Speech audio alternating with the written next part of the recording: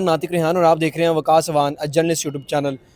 मीर मौसम के हवाले से, मीर बलाज के हवाले से और गोगी भट्ट के हवाले से उस केस में क्या अपडेट है, क्या क्या चीज़ें निकल के सामने आई हैं? हमारे साथ हमारे बड़े प्यारे भाई सीनियर कोर्ट रिपोर्टर हारून साहब मौजूद हैं, उनसे बात करते हैं। सर, मीर मौसम, मीर बलाज, उसके बाद गोगी भट्ट, बाकी जो मुलजिमान है, इस केस का जो ऊँट है वो किस करवट बैठता नज़र आ रहा है सर? तफसील क्या सर? अच्छा नातिक, कुछ इस तरह ये दो केस हैं। एक तो अमीर बलाज के कत्ल का मुकदमा जो थाना चुंग में दर्ज है, और दूसरा मुकदमा है जावेद भट्ट के कत्ल का जो थाना इचरा में दर्ज है।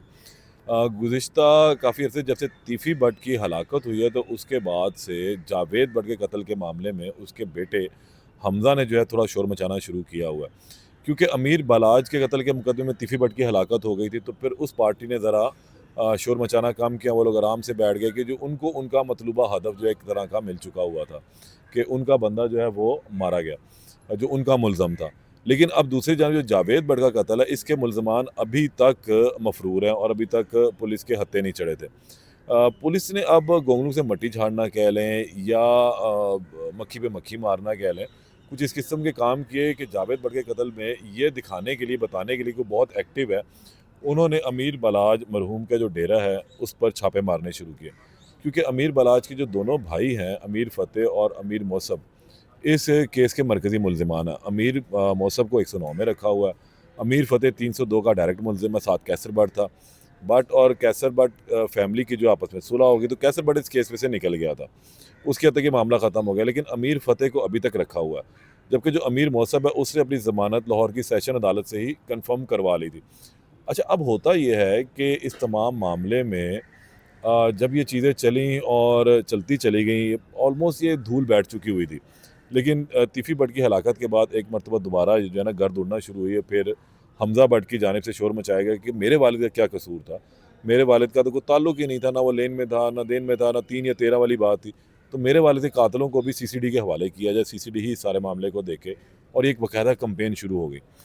अब इस पर कान खड़े हो गए फिर बराज फैमिली के कि भाई अब इसका मतलब है ये ना हो कि पुलिस बैलेंस करने के लिए कहीं इधर से भी हमारा एक बंदा टपका दे कि पहले हमें खुश किया, अब उनको खुश कर ले। तो उन्होंने जो है यहाँ से राय फरार इख्तियार की। अमीर मौसम पहले ही दुबई भाग चुका था, और अमीर फ़तेह जो है वो हाथ नहीं आ रहा था। वो भी किस वक्त निकला कुछ इलम नहीं। अच्छा, मैं आपको यहाँ थोड़ी सी तफसील एक और मज़े की बात बता देता हूँ कि अमीर फ़तेह ये 17 अगस्त के बाद से जो है ना वो मिसिंग में था। अमीर फ़तेह। अमीर फ़तेह, और पुलिस ने इसकी गिरफ्तारी के लिए बालाज के डेरे पर छापा भी मारा।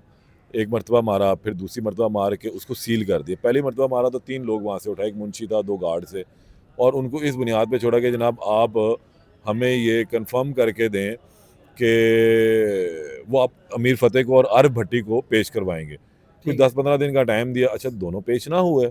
अब मुंशी के कहने पे भला कभी किसी को पेश हुआ है? बिल्कुल ऐसी है। वो जनाब जब पेश ना हुआ तो दोबारा छापा मारा। कमर अब्बास डीएसपी इचरा गुलबर्ग हैं, तो उन्होंने जनाब अली मारा छापा। छापा मार के उसने फिर वहाँ से 2-4 बंदे उठाए, डेरा सील कर दिया और चला गया। अच्छा, अब एक तरफ ये मामला हुआ, दूसरी तरफ सीसीडी वाला मामला चलना शुरू हो गया। अमीर हमज़ा की कंपेन, जो जावेद भट्ट का बेटा, उसने कहा भाई मुझे तो मेरा केस जो है सीसीडी के हवाले करें।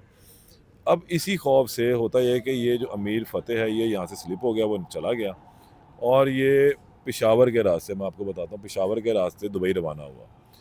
अमीर फिर फ़तेह। अमीर फ़तेह, अमीर मौसम पहले ही दुबई बैठा हुआ अमीर है जी। मौसम तो पहले का ही दुबई था, वो यहाँ आया, अपनी जमात कन्फर्म कराई, फिर चला गया। फिर उसके बाद अमीर फ़तेह यहीं पर ही था, फिर वो भाग लिया। अब वो दोबारा पाकिस्तान आया 30 नवंबर को, ठीक है। और पाकिस्तान आने के बाद अगले ही दिन उसने अपनी टर्म करवाई, और जेआईटी एक नई जेआईटी बनी है, उसके सामने वो पेश भी हो गया। और जेआईटी की रिपोर्ट ये है कि उससे वहाँ पेश हो गया, कहा कि जनाब मैं हाजी, मैंने कुछ नहीं किया, मेरा इस कत्ल से कोई लेना देना नहीं है, मुझे मौके का मुल्ज़म करार दिया गया, मैं मौके का मुल्ज़म नहीं हूँ। क्योंकि जब जावेद भट्ट का कत्ल हुआ था तो उसकी वालदा ने, जावेद भट्ट की जो अहलिया हैं, उन्होंने कहा था कि कैसर भट्ट को और उसको मैंने देखा है मौके के ऊपर, अमीर फ़तेह को। तो उसने कुछ अपनी बेगुनाही के सबूत जो हैं वो दिए हैं कि जी ये मेरी सीसीटीवी फुटेज है, मैं यहीं मौजूद था, मैं कहीं नहीं गया था। अब बहरहाल वो जेआईटी को उसे कुछ सबूत फराहम किए हैं, ठीक है। और अब इसने लाहौर की जो सेशन अदालत है वहाँ से अपनी अबूरी ज़मानत करवाई। सैफुल्लाह हिंजरा एडिशनल सेशन जज 13 दिसंबर तक ये अबूरी ज़मानत पर है, और गोगी भट्ट फ़िलहाल मफरूर है, वो अभी तक कुछ हाथ नहीं लगा, क्योंकि गोगी भट्ट मुल्ज़म है अमीर बलाच के कत्ल का। अमीर फ़तेह, अमीर मौसम मुल्ज़म है जावेद भट्ट के कत्ल के। सर इन दोनों केसेस में एक चीज़ सिमिलर ये है कि अगर गोगी भट्ट की अगर बात करें, वो भी पहले मफरूर थे, फिर उन्होंने आके जब इस सीसीडी के सारे मामला चलना शुरू हुए, उन्होंने आके अपनी ज़मानत करवा ली। अब यही चीज़ जो है मीर फ़तेह के साथ अभी नज़र आ रही है कि पहले देखो क्या मफरूर होता हुआ, है फिर आने उन्होंने वाले आगे दिनों में। ज़मानत करवा ली। तो क्या लगता है कि इसको भी मतलब कि पार करवाने के चक्कर में है नहीं, पुलिस? नहीं, नहीं, हम ये नहीं कह सकते कि पार क्यों करवाना, वो तो इस केस का मुल्ज़म ही नहीं है। देखिए ना, वो मौके पर मौजूद नहीं है, उसने सबूत दिए हैं, तो हम उसे कैसे कह सकते हैं उसको पार। देखिए पुलिस पुलिस ही होती है, पुलिस बेसिकली रियासत होती है, रियासत है ये। अब रियासत ने अपने डेटरेंस कायम रखने के लिए चीज़ों को बेहतर करना होता है और ये आके अपनी बेगुनाही का सबूत दे। अब मैंने हमज़ा भट्ट का इंटरव्यू किया तो उसे साफ कहा था कि मैं इंतकाम नहीं, इंसाफ चाहता हूँ। मैं ये नहीं कहता कि आप बंदा उठाएँ, मार दें, बैलेंस कर दें, कतई तौर पर नहीं। अगर अमीर फ़तेह मुल्ज़म नहीं है, तो वो सबूत पेश करें। ठीक है, हम तो कहते हैं हमारा मुल्ज़म है।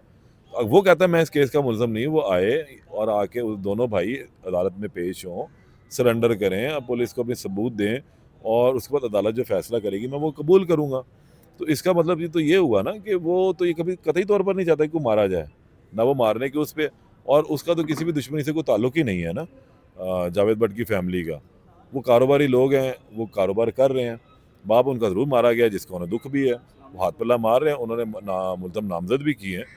तो अब नामज़दगी के बाद चीज़ें सबूत के तौर पर पेश होंगी। पुलिस जो अब रिपोर्ट देगी उस पर फिर डिपेंड करेगा आगे क्या होता जेआईटी रिपोर्ट। है। हाँ। चलें हमारे साथ हमारे सीनियर कोर्ट रिपोर्टर हरून भाई मौजूद थे। अब ये है कि जेआईटी रिपोर्ट जो पुलिस की एक आएगी उसमें मज़ीद जो चीज़ें निकल के सामने आएंगी वो भी आपके साथ डिस्कस करेंगे। तब तक के लिए अपने मेज़बान नातिक रिहान को दीजिए इजाज़त। अल्लाह ने के बाद। अली, कहाँ जा रही है?